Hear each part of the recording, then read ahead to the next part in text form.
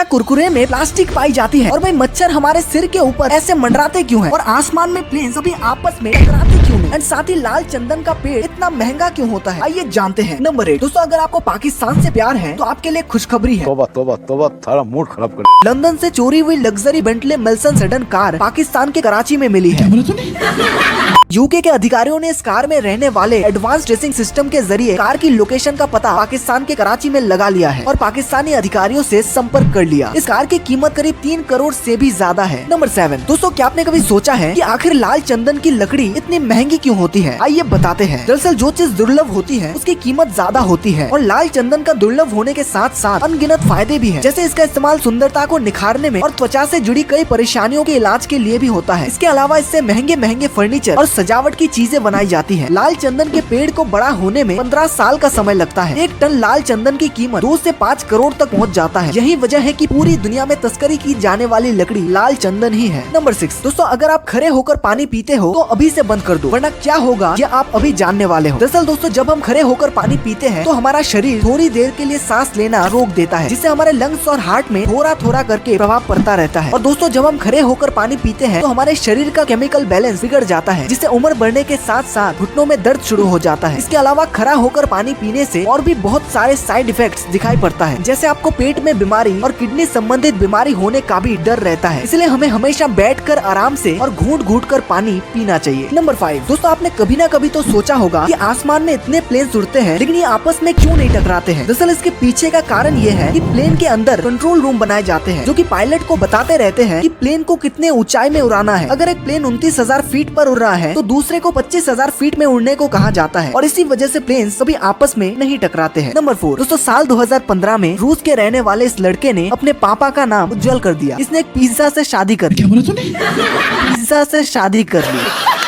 क्योंकि उसका मानना था इंसानों के बीच प्यार मुश्किल है लेकिन पिज्जा से प्यार संभव है। ऐसे ही महान लोगों की जरूरत है इस दुनिया को।